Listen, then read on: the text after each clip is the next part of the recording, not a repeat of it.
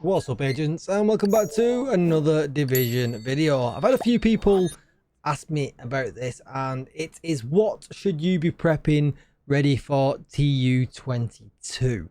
Now, if you've not prepped for a big patch in the Division previously, this video is for you. If you have, you'll know exactly what it is I'm going to say. Don't forget to like, share, comment, and subscribe, and let's get straight into it. Right, so first of all, before I talk about actual prep, let's talk about TU22 gear that is potentially going to change the meta and what you probably should farm, because you might not be using it right now. That's going to be ongoing directive and negotiators dilemma. I think they are definitely going to be worth looking at if they stay as they are, but don't hold me to that. Obviously, this is just something to farm if you've got some spare time leading up to TU22. As of how it stands right now, I think OD is going to be absolutely brilliant. Definitely worth farming. As far as guns go, getting yourself a pestilence, an iron lung, LMG wise, are going to be very, very good. We know that shield splinter is still going to be very, very good in the F2000. So FAMAS, so all guns you've probably got already. But if you've not got an iron lung, if you've not got a pestilence, there would definitely be a couple that I would seek out. That's really it as far as gear goes. I think most of the stuff you'll have already. You've probably already got yourself strikers. I really don't think that anything else that's coming is probably worth gear-wise farming up. I think it's all kind of okay. Aces and eights doesn't really push any boundaries that we can't push already. If we're thinking about, you know, running rifles now, I would still think about potentially using hotshot with it. With an MMR, I think they run really, really well. I don't think running aces with anything, you know, other than what you would run already. You know, when I say that, I mean like Foxes, Contractors, you know, running the named Providence chest with glass cannon, proper old school M1A build. That is probably going to shine, you know, with the M1A when it's going to be put in. I don't really think putting it with aces is going to do you any favors. So I don't really think that that is worth farming. Other gear wise, obviously Heartbreaker's getting a change. This might be worth farming if you've not got it already and you want to try it out. It is going to be pretty decent, but again, nothing too extraordinary. Now, let's talk about other things that you are going to be needing to farm. Right, so first of all, when you get into the game, what you're going to want to do is max out your expertise. If you are an end game player, the best way to farm and max out your expertise is to use printer filament like I've got here. I have got an absolute ton, almost 74k, 75k stacked up, ready to go. And what you might think is, Tickle, how on earth are you doing this? Are you an absolute hacker? How are you over cap on everything? Well, there is a way that is very well known to go over cap. And what it is running a fourth character. So that used to be just a Warlords of New York run, where you would start a new character, start at Warlords of New York, run from 30 to 40. And then at that point, what you do is you can then use all of your watch points that you get to absolutely max it out.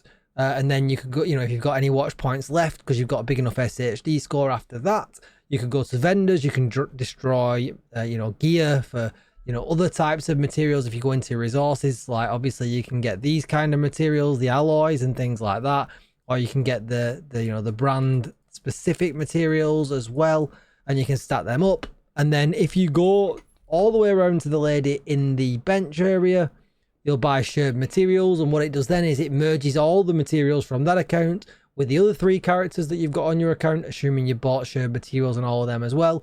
And rather than it kill you and, you know, not allow you, and, you know, you lose the materials, it will take you over cap, and you can repeat this process. Now, this process is even easier nowadays than when it's ever been before, because you can start a brand new character in Washington, DC.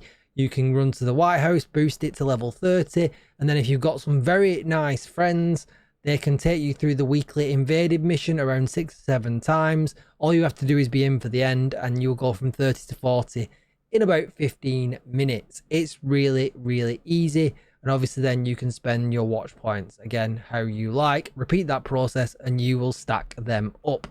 So then when the new season comes around, you will run to this lady here. You'll go to expertise, and then you can just use the printer filament to max your expertise, and will be 27 as of TU22.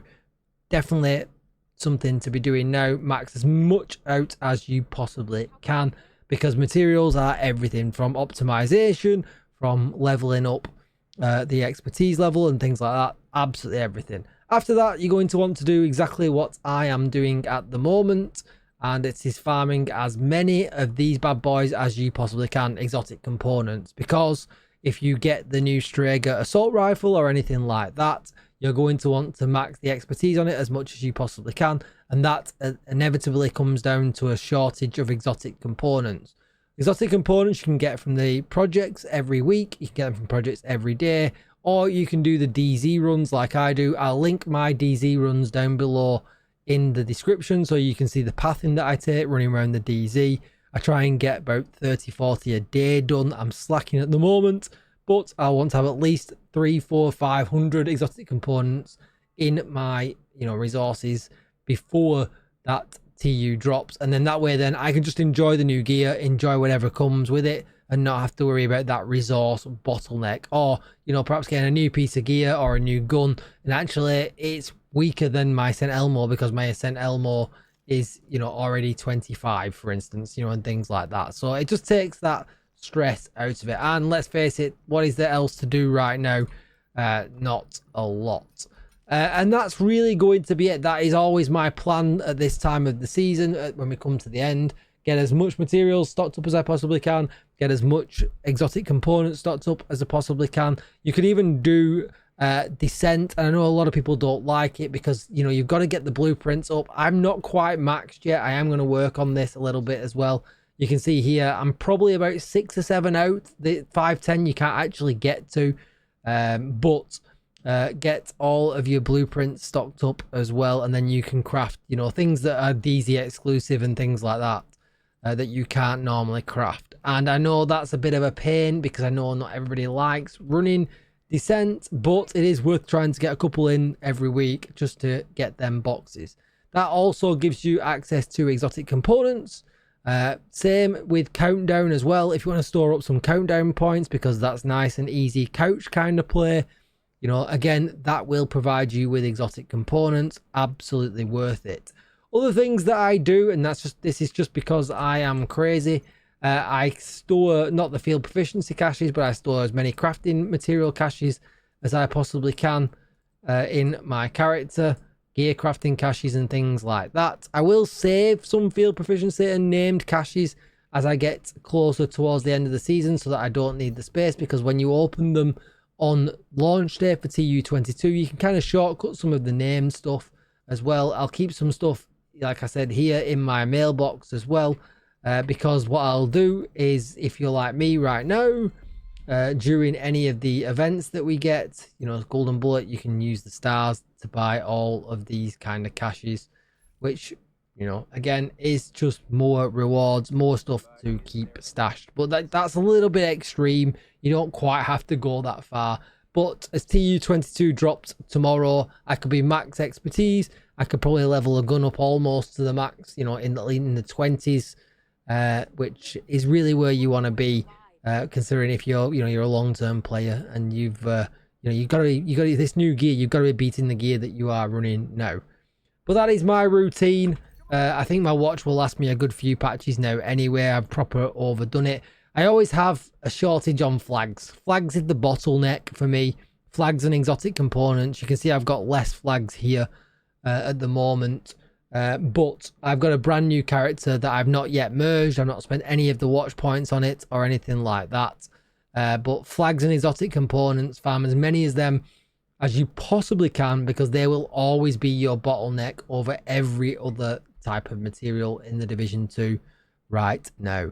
That is going to be it for this video. I hope you found it useful. Thank you so much for watching and supporting the channel. Don't forget to like, share, comment and subscribe, and I will see you in the next video. Thanks for watching, agents. Goodbye.